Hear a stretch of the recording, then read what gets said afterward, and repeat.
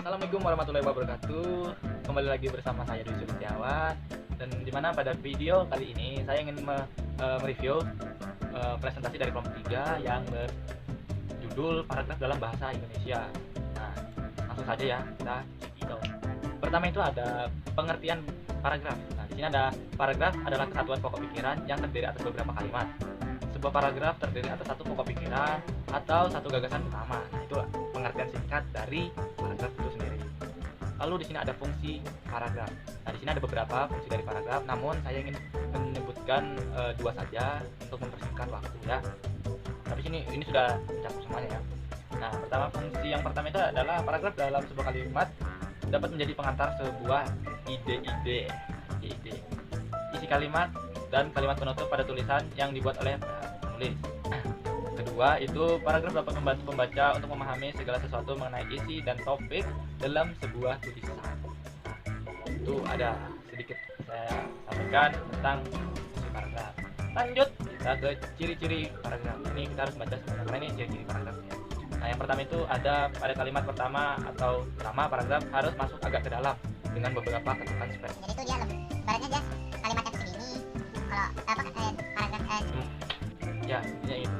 Kedua, itu ada paragraf biasanya digunakan sebagai pikiran utama dalam sebuah kalimat atau topik yang telah ditentukan oleh penulis. Yang kedua, baru yang ketiga, kalimat topik dan kalimat pengembang dalam paragraf memiliki fungsi dalam penulisan di mana fungsi tersebut dapat menjelaskan atau menerangkan pikiran utama dari penulis dalam menuliskan sebuah karya atau karangan dalam sebuah kalimat topik. Lanjut keempat, selain itu pada poin keempat paragraf juga memakai sebuah kalimat penjelas dalam tulisan di mana kalimat penjelas tersebut berisikan tentang kedetailan dari kalimat topik. Paragraf memang bukan kumpulan dari kalimat topik, tetapi paragraf di sini berisi beberapa kalimat penjelas dan hanya satu kalimat topik. Nah, itu adalah ciri-ciri dari paragraf itu sendiri. Lanjut ke tujuan membentuk paragraf. Nah, di sini ada 4 poin ya. Yang pertama itu membedakan penulisan dalam merinci ide pokok.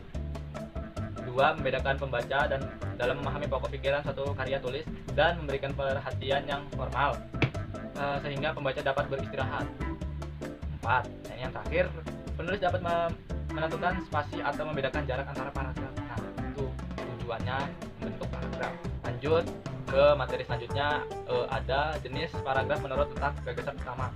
Nah, yang pertama itu ada paragraf deduktif, di mana paragraf deduktif adalah paragraf yang letak gagasan utamanya terletak di awal paragraf. Kemudian ada paragraf induktif. Nah, paragraf induktif adalah paragraf yang letak gagasan utamanya berada di akhir paragraf. Lanjut ke paragraf ineratif. Nah, paragraf ineratif ini adalah paragraf yang letak gagasan utamanya berada di tengah-tengah. Jadi awal, tengah, akhir. Nah, dia berada di tengah-tengah.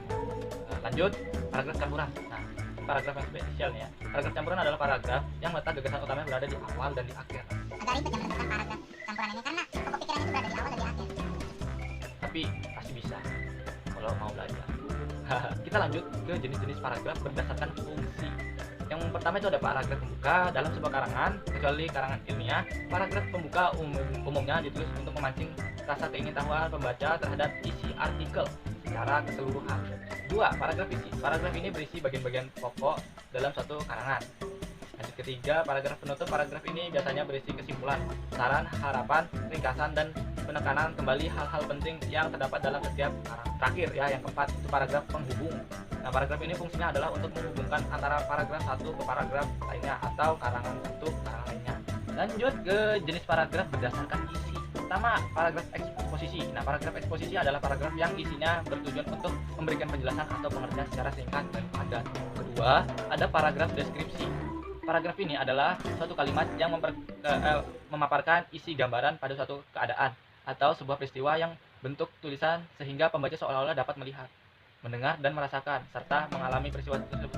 Itu kayak sebuah sugesti ya. Ketiga, paragraf persuasif. Nah, paragraf persuasif adalah paragraf yang dimana isinya dapat mempengaruhi dan membujuk pembaca untuk tertarik dengan gagasan atau ajakan yang dibuat.